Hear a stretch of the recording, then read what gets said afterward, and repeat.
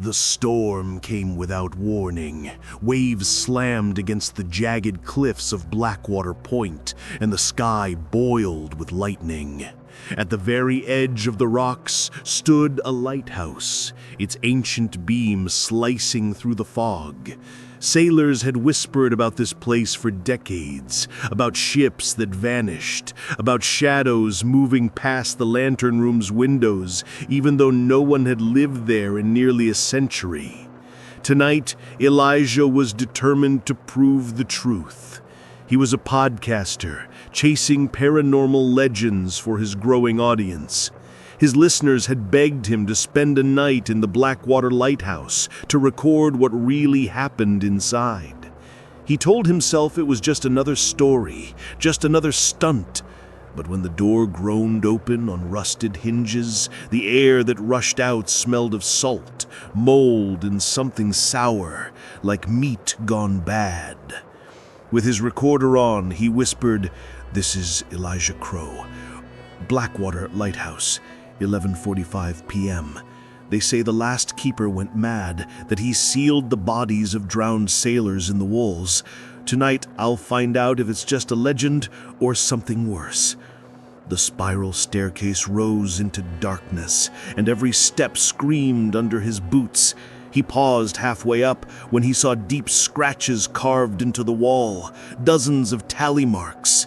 At the bottom, one word etched into the stone: starve.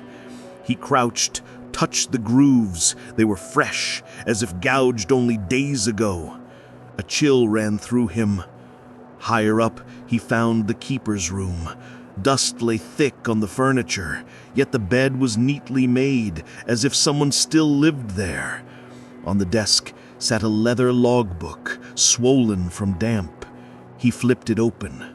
At first, mundane notes about ships and storms, but the handwriting grew frantic, uneven. "They won't leave. I hear them under the floor, scratching, whispering. The shipwreck wasn't an accident. The sea gave them to me.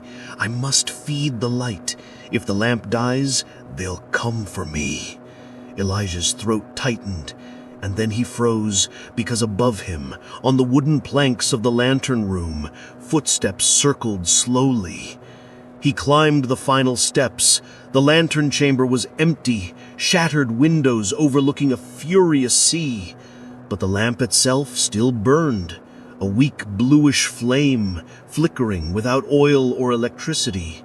He whispered into the recorder, "The beacon is still lit. After decades, it's still burning." Then the flame pulsed twice, like a heartbeat. From below, whispers began to rise, dozens of voices, layered, drowning murmurs spilling up the staircase.